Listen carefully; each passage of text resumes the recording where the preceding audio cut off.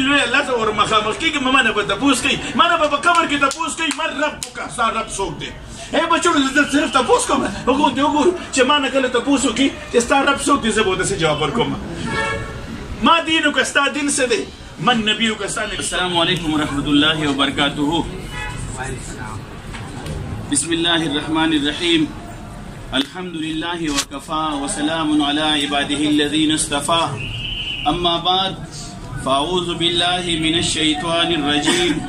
بسم الله الرحمن الرحيم. كل نفس ذائقة الموت. صدق الله العظيم. وقال عليه الصلاة والسلام الكيس من دان نفسه وعمل لما بعد الموت او كما قال عليه الصلاة والسلام. مونږ یو بچی وفات شوی دی غم د الله جل جلاله طرف نه مؤمن د پاره یو تحفه ده. مونږ تاسو ټول مرګ له پیدا او مرګ زموږ د پاره پیدا دی و د خپل لوی الله نه سوال کوي الله مونږ داسې وخت کې ځان ته راغواړه مونږ په داسې وخت کې ځان ته راغواړه چې تر نه خوشاله شوي چې تر نه راضي شوي. د یو ډیر عظیمه سانحه ده یو ډیر عظیم غم دی او د یو انسان مرګ د پوره انسانیت مرګ دی.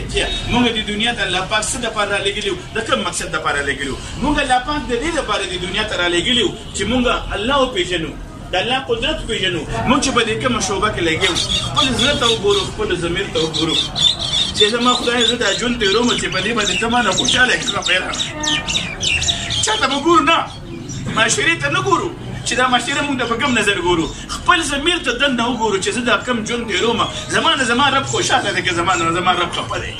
مخلوق چې اړه خوشحاله نشي دا پنجاب کې وایي جب رب راضي تو سارا جگ راضي. مونږ ته دا معاشره ولې په کم نظر ګوري خو د سوچ وکړو د خپل ګریوان کې عزتمندو چا چې د خپل مرضی ژوند پرېښو چا چې من چاہی زندگی پرېښو زما عزتمندو رب چاہی زندگی اپناو کا الله به ولې د دې دنیا دا زندگی خو د خوشحالو کېږي خو آخرت بیا ډېر رنګین ودی که نه نو یاره دا شاه ولی الله دا تاسو وینئ داسې څه خبره وه د شاه ولی الله داسې څه خبره وه د دغه رنګینۍ تاسو لیدلې وئ چې دلته کې لویه پلازه د اخیستې وه او لویه پلازه د په کنټرول کې وه ګارې ورسره وه په هغې کې د ځان سره ډانسران ساتلي وو اجلاګان ساتلي وو او 9 میلیون کسان به یې تېرول دا دلته چې په خپه باندې دا کوم هلک لګېدلې دا ده سره به پاتې کېدو په بالاخانه کې پاتې کېدو.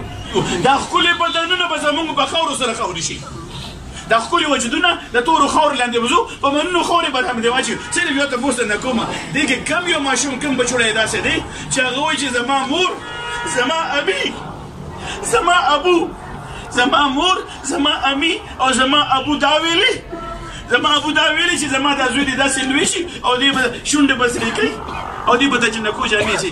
د کومه امي داسې وایي کومه مور داسې د خپل لوی الله ته ور مخامخ کېږي ما نه به تپوس کوي ما نه به په قبر کې تپوس کوي من ربک ستا رب څوک دی بچو زه صرف تپوس کوم وګورو چې ما نه کله تپوس وکړي چې ستا رب څوک دی زه به ورته جواب ورکوم ما دینک ستا دین څه دی من نبیک ستا نبي څوک دی.